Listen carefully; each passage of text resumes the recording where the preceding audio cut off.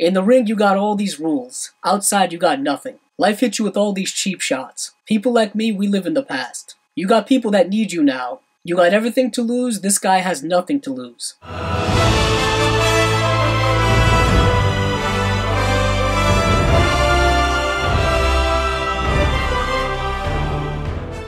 Creed 2 is directed by Stephen Caple Jr. and starring Michael B. Jordan, Sylvester Stallone, Tessa Thompson, Phylicia Rashad, Dolph Lundgren, and Florian Munteanu. As always, there will not be any plot spoilers in this review. This is the sequel to Creed, which came out in 2015, and this is the overall 8th film in the Rocky franchise, and this film picks up a few years after the events of Creed, where Adonis Creed is now rising up through the boxing world, but he now has to face a new and formidable challenge in the son of Ivan Drago, Victor Drago, who of course everyone probably remembers. Ivan Drago is the one who killed his father way back in the events of Rocky IV. So this film has him having to deal with all of those emotional feelings as well as overcome the literal physical battle of fighting Victor Drago. Stephen Caple Jr. is taking over the reins of directing from Ryan Coogler. After Creed came out a few years ago, I'm pretty sure Ryan Coogler had a whole bunch of offers to do a whole bunch of movies, and of course he did Black Panther, which also came out this year. So Stephen Caple Jr. stepped in to do this after Sylvester Stallone decided he did not want to direct this film, and what we get is a film that builds upon its predecessor and is another really solid entry in this Rocky franchise.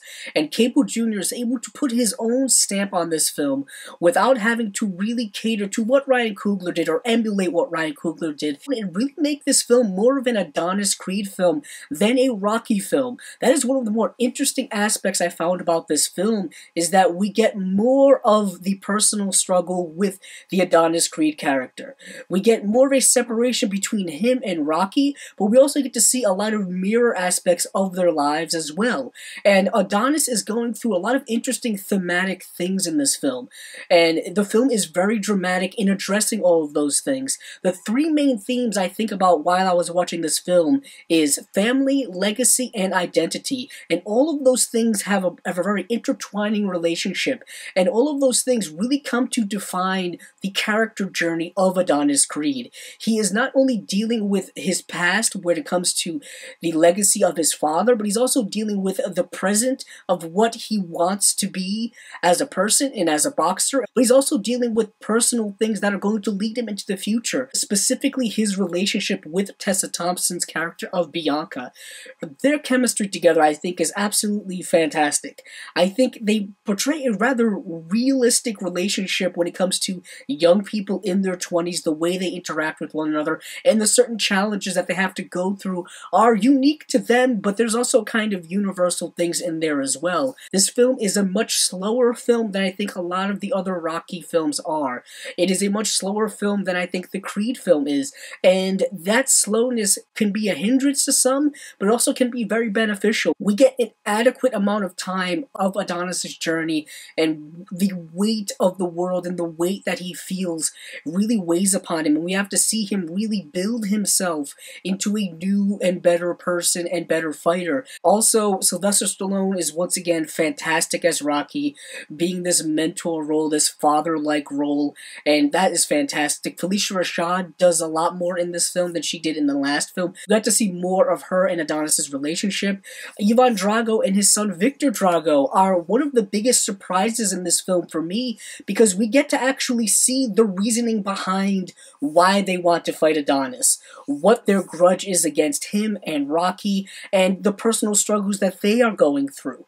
And it's very interesting because we typically don't see that in sports films or in boxing films or in Rocky films. The bad guys or the antagonists just tend to be there just as an obstacle for our protagonist to overcome. But here we get a little more of why they're doing what they're doing. If anything, I want to see more of their story and see that further developing. When it comes to the more technical aspects of this movie, it is not quite up to the same level as it was in Creed.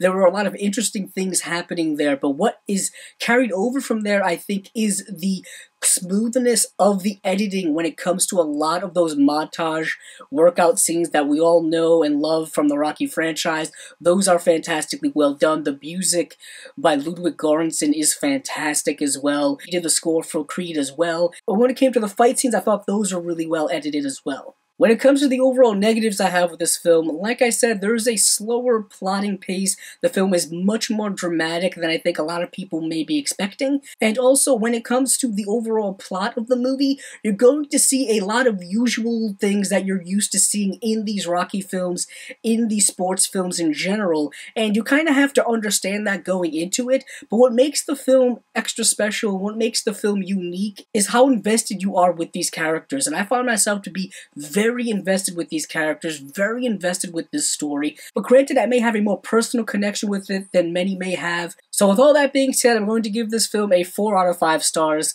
The acting is fantastic. The story, I think, is very engageable. The direction is solid, and I think this is a really fantastic entry into the Rocky franchise. This has been my review of Creed 2. If you like this video, please check out the other videos on my channel.